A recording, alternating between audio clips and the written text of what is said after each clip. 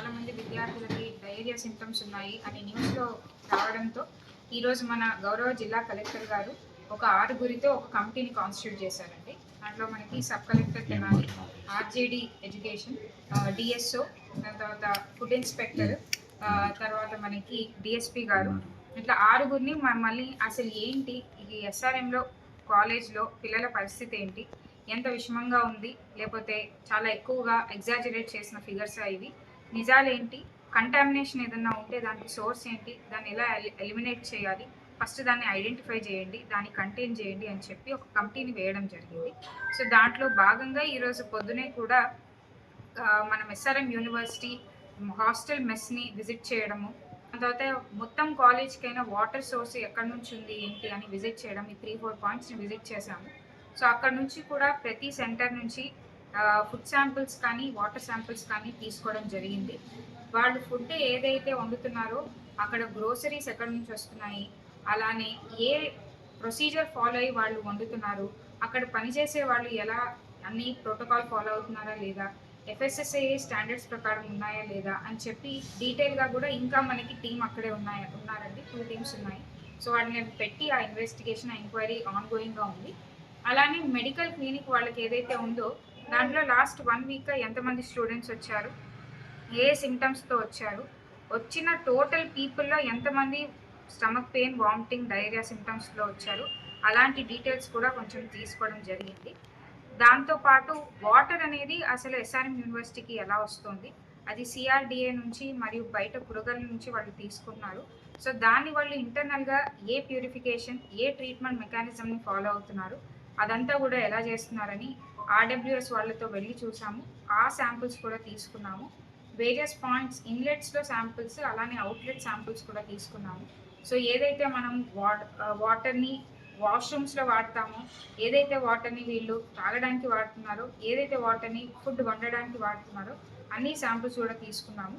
So వాటన్నిటిని కూడా ఇప్పుడు టెస్ట్ చేసి మనం రిజల్ట్స్ని అవైట్ చేస్తున్నాము. దాన్ని బట్టి ఎంత మాత్రం అక్కడ మనకి ప్రాబ్లం ఉంది అనేది మనము నిజంగా నిర్ధారించవచ్చు. దాని ప్రకారం మనం కరెక్టివ్ యాక్షన్స్, మెజర్స్ని వెళ్ళినప్పుడు వాళ్ళు మాకు ఏం చెప్పారంటే, ప్రైమరీగా ఎప్పుడన్నా ఇలాంటి ఫుడ్ రిలేటెడ్ సమస్య వస్తే నాన్ వెజిటేరియన్ ఐటమ్స్లో ఉంటాయి కాబట్టి లాస్ట్ 2-3 డేస్గా చికెన్, ఎగ్ అనేది వాళ్ళు తెప్పించడం ఆపేశారు.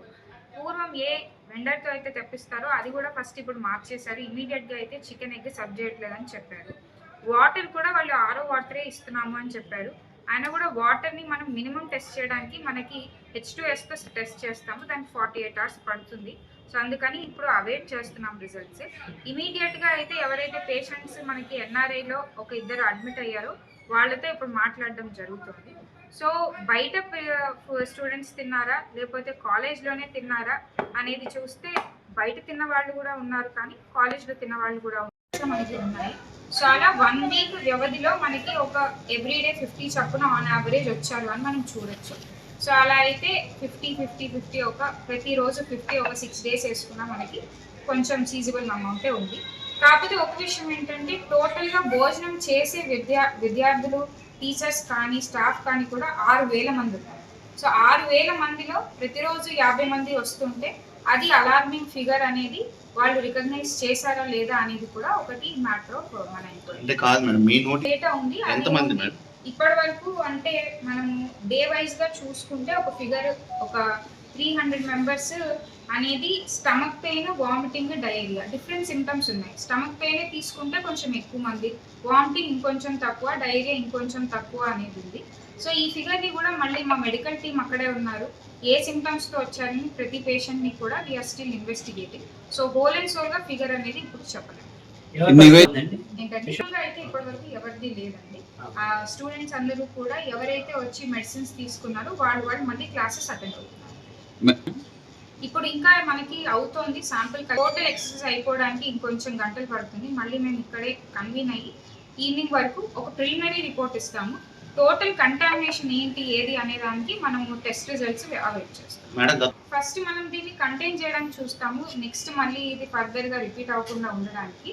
సో దాని తర్వాత district administration and also government will give us some SOP, higher education department also. దాన్ని బట్టి they will take necessary action.